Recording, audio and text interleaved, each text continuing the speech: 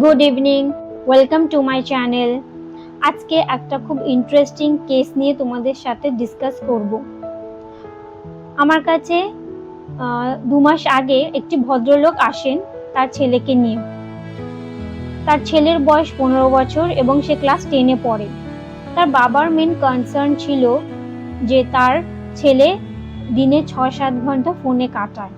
ফোনে সে চ্যাট করে, গেমিং করে এবং ও সোশ্যালি খুবই ইন্ট্রোভার্ট, কারোর সাথে মেশে না, সেরমভাবে কথা বলে না এবং ওর খাওয়া সংক্রান্ত কিছু সমস্যা ছিল। তো আমি জিজ্ঞেস করি যে আপনি কি ওকে নিয়ে এসছেন না ছেলে নিজে থেকে আসতে চেয়েছে? তো ওনার বাবা জানায় যে যেরকম চলছিল, তো হঠাৎ একদিন তার ছেলে নিজেই বললো যে বাবা আমার কিছু ভালো লাগছে না, আমাকে সাইকোলজিস্টের কাছে নিয়ে চলো। তো তার জন্য তার বাবা আর কি নিয়ে আসেন। আমি ওর কাছে কিছু সাইকোমেট্রিক টেস্ট দিই এবং টেস্টের মাধ্যমে জানতে পারি যে কোনো ট্রমাটিক মেমোরি, কোনো ট্রমাটিক ইভেন্ট বা কোনো স্যাড ইভেন্ট এর সাথে জড়িত নেই। ওর ফোন অ্যাডিকশনটাই হচ্ছে মেন কারণ, যেটা ওকে আরো সোশ্যালি ইন্ট্রোভার্ট বানিয়ে দিয়েছে। এবং ও যেহেতু ফোনেই ওর সেফ স্পেসটা খুঁজে পায়, তার জন্য ম্যাক্সিমাম টাইমটাও ফোনেই টাইমটা কাটাতে লাগলো। এবং তার বাবা জানায় যে ও পড়াশোনায় খুব ভালো রেজাল্ট করছে। তো এর থেকে বুঝতে পারি যে ওর কগনিটিভ স্কিলটা ইনট্যাক্ট আছে। ওর মেন কনসার্নটা হচ্ছে বিহেভিয়ারাল, সোশ্যাল অ্যান্ড ইমোশনাল অ্যাসপেক্টটা, যেটা আমাকে এগুলোর উপর কাজ করতে হবে। আমি ওর ওপর কিছু সাইকোমেট্রিক টেস্ট দিই এবং বুঝতে পারি কোনো ট্রমাটিক ইভেন্ট এর সাথে জড়িত নেই, যার জন্য ও ইন্ট্রোভার্ট হয়ে গেছে।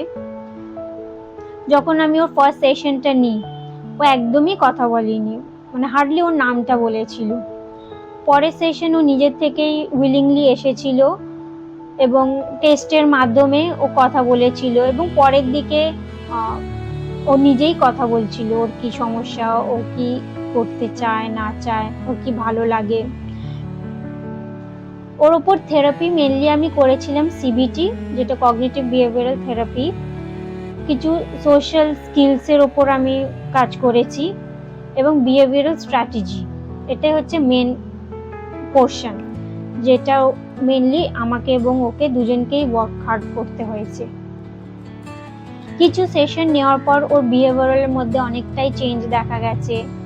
ওর ফোন অ্যাডিকশনটা অনেকটাই কমে গেছে। শুধু জরুরি সময় ও ব্যবহার করে এবং দিনে 1-1.5 ঘন্টা ও ব্যবহার করে পড়াশোনার ক্ষেত্রে এবং ইম্পর্টেন্ট কল বা কারোর সাথে কথা বলতে গেলে। সোশ্যালি ও অনেক অ্যাডভান্স হয়েছে। ওর বাবার যেহেতু বিজনেস ছিল, আছে, তো দোকানে বসে এবং কাস্টমারদের সাথে অবভিয়াসলি তখন কথা বলতে হয়। তো এটার মাধ্যমে ওর ভালো ইমপ্রুভমেন্ট হয়েছিল।